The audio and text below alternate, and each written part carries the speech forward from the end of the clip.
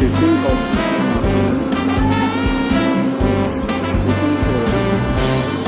জাহাজ থেকে ট্রাকে কীভাবে লোড হয় তারই একটা বাস্তব চিত্র। এটা মনে হয় না আগে কেউ কোনোভাবে এরকম ইউটিউবার দেখাতে পারছে। আমি তো ইউটিউবার না, আমি সাধারণ ঠিকাদার, সাধারণ আপনাদের মাঝে দেখানোর চেষ্টা করতেছে যে কিভাবে জাহাজ থেকে মাল খালাস করা হয় বন্দরগুলোতে বস্ত্রে এবং কন্টেনার। আর সুযোগ যদি হয় তাহলে কন্টেনার জাহাজগুলো কীভাবে খালাস করা হয় সেটাও আপনাদেরকে দেখাবো।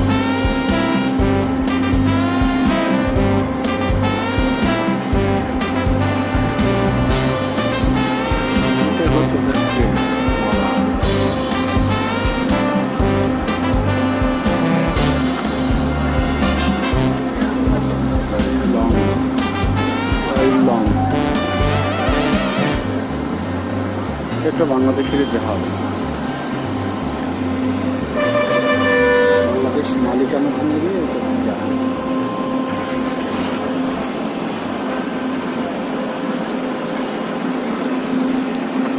পানির স্রোত কিন্তু খুব প্রচুর। জোয়ার ভাটার সময় পানিগুলো খুব ফেলে ওঠে, এখন জোয়ার ভাটা নেই, পানির স্রোত হচ্ছে।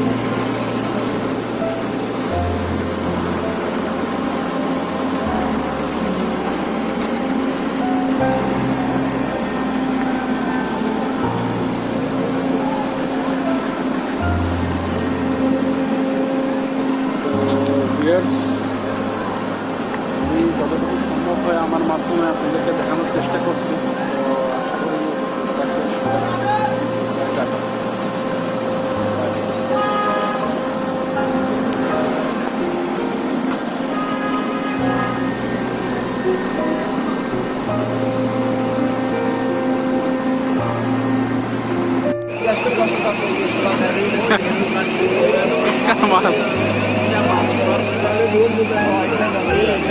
আটকায় কি করে আটকাইলে ওই গাড়িতে আটকায় ও সাদার বাড়ি যেতে না পারে ফেলা দেবে দেখাতে ইয়ে তো না চললে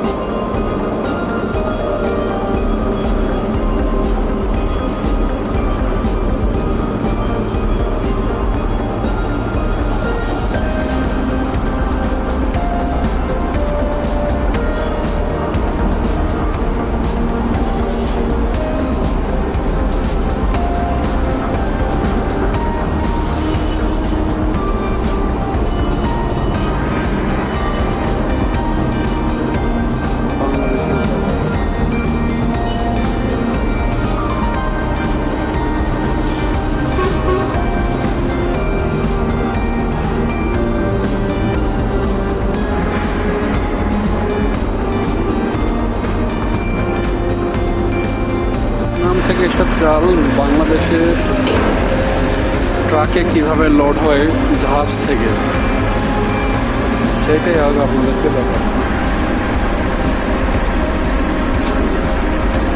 hello there, welcome to my YouTube channel Raju DJ. আপনাদেরকে আজকে দেখাবো বাংলাদেশ যেসব চাল বিদেশ থেকে আমদানি করে সেসব চালবাহী পণ্য জাহাজ থেকে কীভাবে খালাস করে এবং বন্দরে যেভাবে জাহাজ থেকে ট্রাকগুলোতে লোড করা হয়। বাংলাদেশ খাদ্য পরিবহন সড়কপথ খাদ্য পরিবহন ঠিকাদারের মাধ্যমে সেইটারই একটা নমুনা আপনাদেরকে আজকে দেখাবো। সব জাহাজের ট্রাকগুলো খালি হচ্ছে, মাল খালাস হচ্ছে।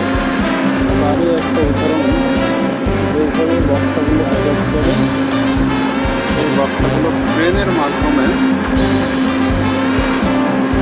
গাড়িগুলোতে এতগুলো করে বস্তা করে প্লাস্টিকের বস্তা বলে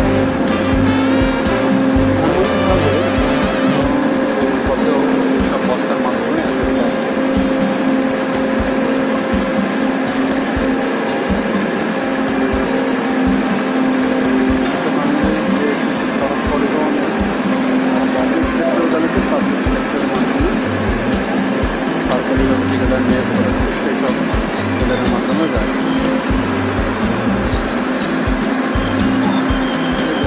ডাইরেকশন দিচ্ছে যে কীভাবে সেই ট্রেনগুলো পরিচালনা করবে,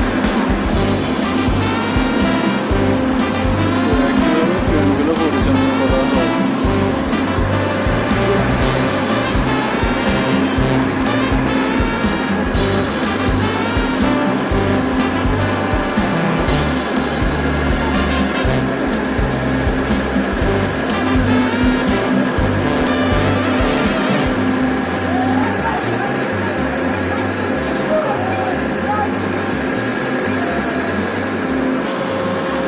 প্রতিটা পেটিতে কমপক্ষে হলো 50টা করে বস্তা, যা